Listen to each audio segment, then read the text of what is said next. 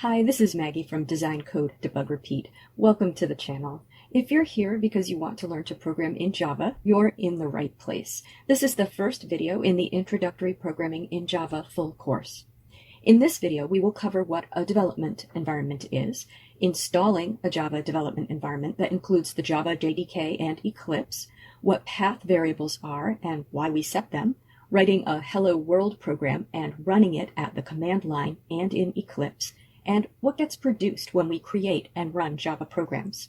Let's get right into it. To program in any language, you need a development environment. That means the tools that you will need to write and run your program. At a minimum, a development environment consists of some sort of text editor for writing your code and a compiler or interpreter for running the code on the specific computer you're using. A development environment can be much more than that, though. It can include ways to manage checking code in and out of the project and keeping track of changes so that multiple people can work on it, and ways to diagram and debug your code, among other tools that facilitate correct program creation. To develop in Java, you need to install the Java Development Kit, or JDK. This is a set of low-level tools that facilitate development in Java, and this set of tools includes the compiler, which will turn your Java code into Java bytecode, and the JRE and JVM, the Java Runtime Environment and Java Virtual Machine, which will run that bytecode on the computer you're using. One of the features of Java is that it's write once, run anywhere, which means that as long as a computer is running the Java Virtual Machine, and most are, it can run your Java program. For many other languages, a program would have to be compiled separately for the different kinds of computers you might run it on to turn the high-level language code into the appropriate machine language code for the computer's processor. This is the page for the OpenJDK downloads. These are free and open source. Choose the download that's appropriate for the computer you're using. I have a computer running a Windows operating system, so I'm going to choose the Windows download, which is a zip. And for now, I'm just going to download that to my desktop. Now, if I unzip that, I get a folder that contains the current version of the JDK. I'm going to drag that into the folder with my Java JDKs, which happens to be on my C drive in Program Files, and then in the Java folder. You can see I have some older JDKs here. Now, I'm going to leave that folder open. Now that I have the JDK, I need to basically point my operating system to it so that when I try to compile a Java program, it knows where to find the JDK. You do this by setting environment variables. I can click on the Start menu and type Edit Environment Variables, or some of those words, and Windows will suggest Edit the System Environment Variables. Choose that, and the control panel for System Properties comes up. Then click on Environment Variables. The two that we want to edit are Java_home and path. You will already have a path variable, but if you don't have a Java_home variable, you can add one by clicking the New button. I'm going to click the Edit button, and you can see that it's the path to the older JDK I was just using. To point it to the new JDK, I'm going to open the new JDK folder and then click on the folder icon up in the path bar, and that switches to displaying the path. I can then copy that and paste it into the Java_home variable. Now I'm going to edit the path variable, so I'll click Edit, and you can see again the old JDK path.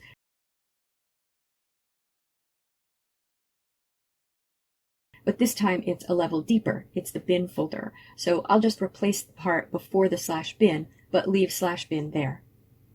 I'm editing both the user variables for myself and the system variables.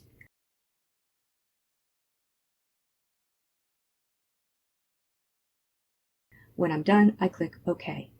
And now if I try to compile a Java program at the command line, or my IDE tries to compile a Java program, the system will be able to find the JDK. Now let's install Eclipse.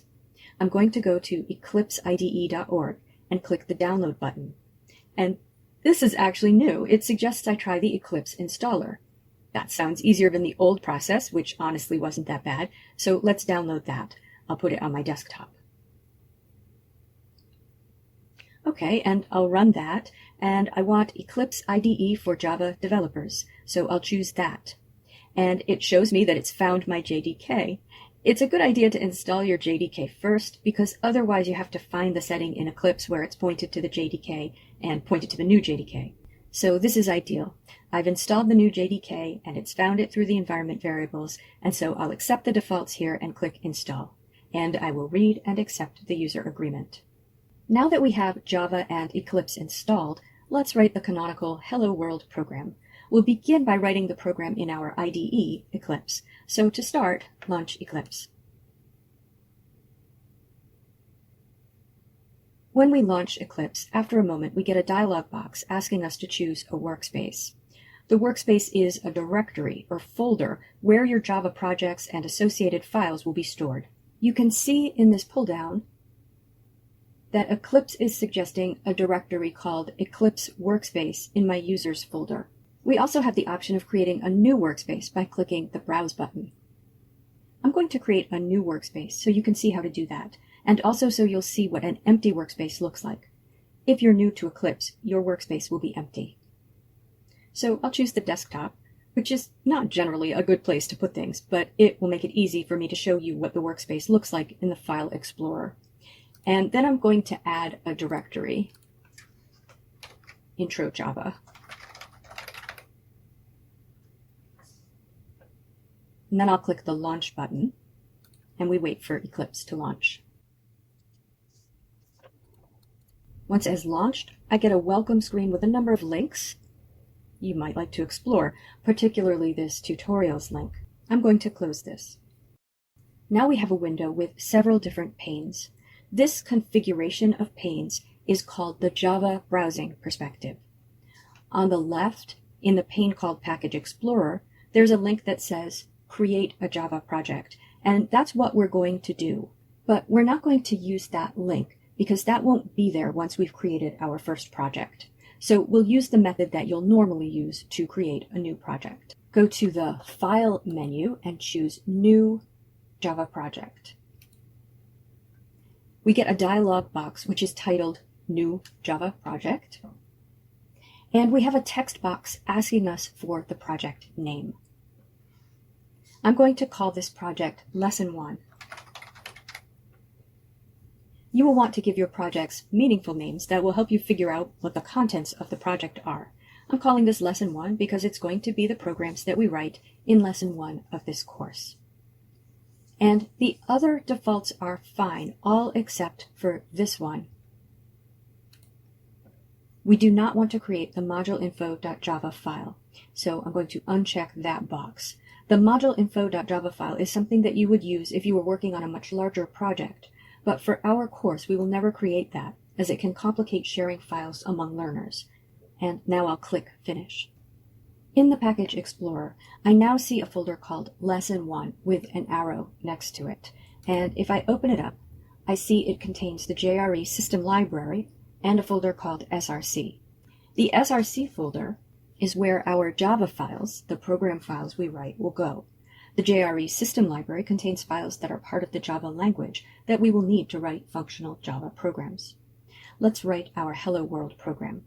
Right-click on the SRC folder and choose New, and then Class from the context-sensitive menu that appears. Every Java program that you write consists of Java classes, but as this can cause a tiny bit of confusion over naming, put a pin in that idea. Eclipse responds with a dialog box that is titled New Java Class. I'm going to tell it some things about my class here so it can set the file up for me. It probably feels like a lot of steps, especially if you're used to Python. So we're going to leave the package box blank, and Eclipse begrudgingly puts default in parentheses after that box. We're going to write our program in the default package, again because this makes sharing files among learners easier. If Eclipse has provided a package name in this box, you should remove it for now, until you understand what packages are and can make an intentional choice here.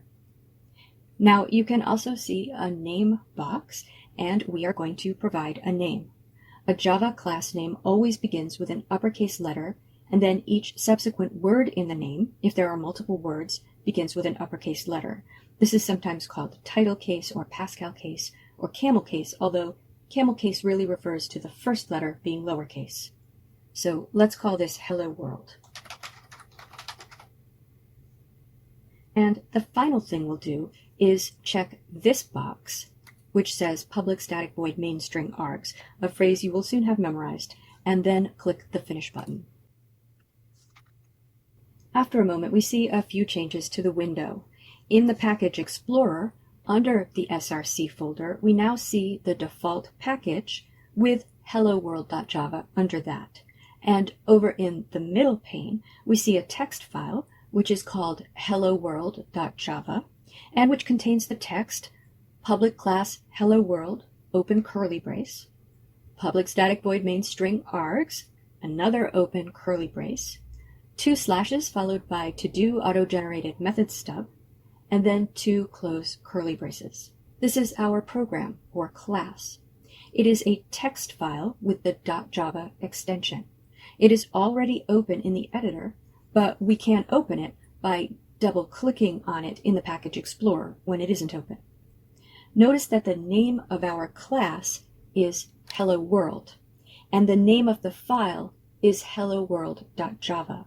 The file name must always be the class name with the .java extension. Eclipse takes care of that automatically, plus other details, like writing this class and method shell for us. Now let's make this a Hello World program by replacing the to-do comment with a line of code that will print Hello World. So I'm going to select that to-do comment, which is an annotation for the programmer but ignored by Java, with the following text.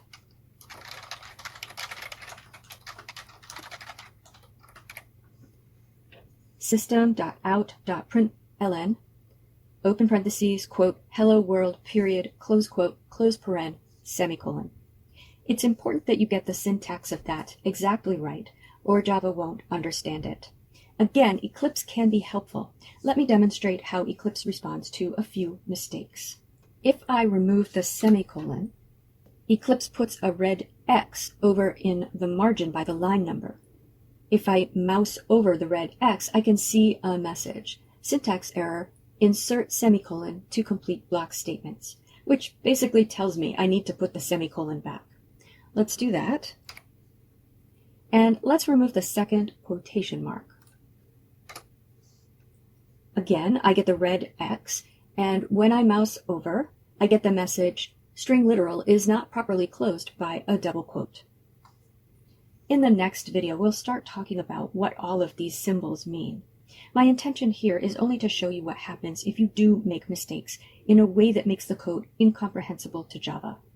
Eclipse will give you hints.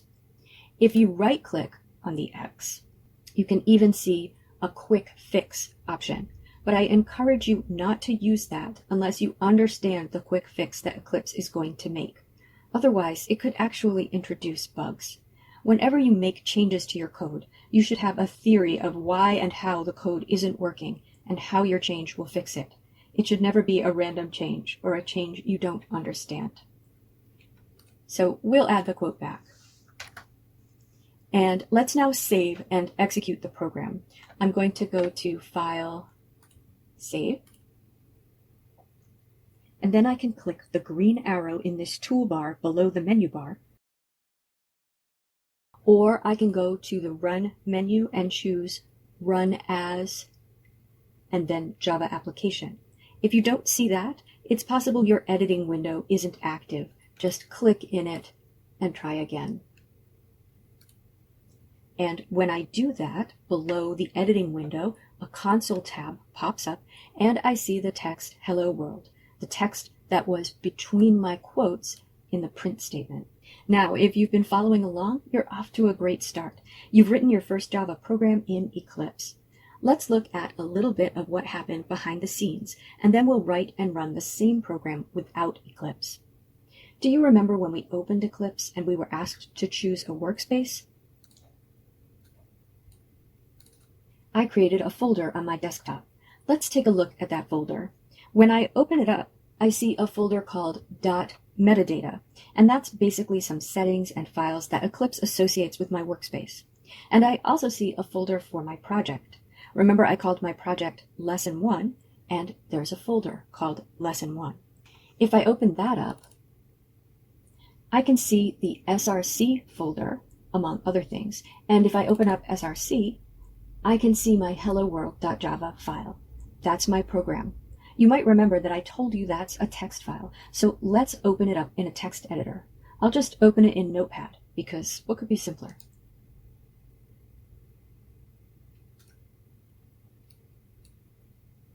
And there it is. It's just a plain text file, and you can edit a Java program in any text editor you want. Now, remember, we ran our program. When we ran it, Eclipse, or more properly, the JDK, converted our program into Java bytecode. If I back out of the src folder and open up the bin folder, I see a file called helloworld.class. That's the bytecode that was generated by the compiler from our program, and that will run on the Java virtual machine. That is not a text file and is not readable. I can open that with Notepad++, which is a text editor. And notice that it cannot be interpreted as meaningful text. A lot of beginning Java programmers confuse the class file with the Java file. I think because we do refer to what's in the Java file as a class. It is a class definition. But if somebody wants to look at your program or add it into their own project, they're probably going to want your Java file, your text file.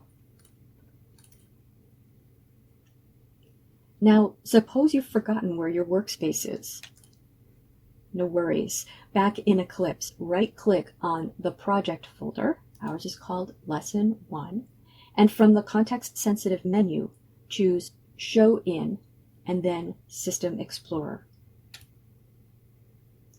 Your folder will open and you'll be able to see the path. Now let's write and execute a Java program without Eclipse. In Notepad, I'm going to write the same program and save it on the desktop. Without Eclipse's help, I have to remember all of the syntax of the class. If you want to skip the typing part of this, you could copy your program from Eclipse and paste it into a new text file. But I do think it's valuable to become accustomed to the syntax, because the syntax communicates the structure of the program. And I'm using Notepad simply because it is so basic. So I'm going to type public class hello world, open curly brace.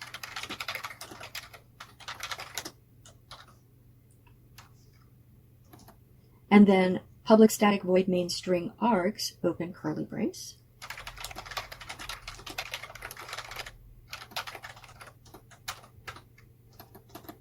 And then system out println hello world.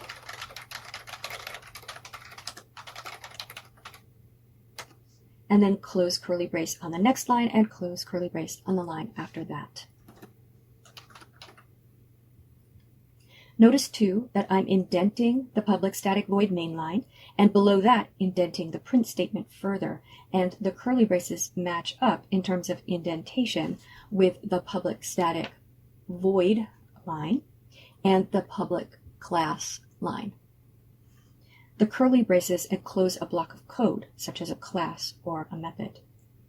Now I'm going to save that as helloworld.java, because the name of the file, remember, has to be the same as the name of the class with Java appended.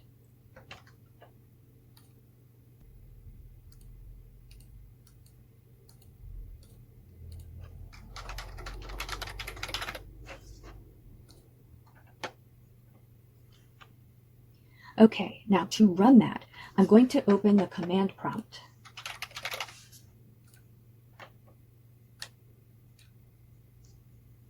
And I'm going to navigate to the desktop. If I type dir, I can see my helloworld.java file there. Now I'm going to type javac helloworld.java and press enter. That means Java compile. And then I supply as an argument the name of the file I want compiled. And notice when that is done executing and there were no errors, I can now see helloworld.class on my desktop. If I want to run that, I type Java hello world, which means execute the hello world bytecode or class file with the JVM. And the console runs the program, which prints hello world in the console. So this is not nearly as beginner-friendly as Eclipse, but it does show you a little bit of a more low-level view of compiling and running a Java program, and it maybe demystifies some of what's happening behind the scenes in Eclipse when you write and run your program. I know that's a lot of unfamiliar stuff if you haven't programmed before, or if you're used to a different development process. Don't worry, it will become second nature as you continue to practice with it. I've seen learners become proficient with Java and Eclipse every semester for a couple of decades now. So practice a little, make changes to your Hello World program, get it to print something different, and add more print statements that print different things. Create a new project and write a new program called Favorite Movies or Best Video Games and print out some favorites. Find the files in your project folder in the workspace. Write the programs in a simple text editor and run them at the command line. And when you've done all that and it's feeling more familiar, come back for the next video in this course. Have fun with it.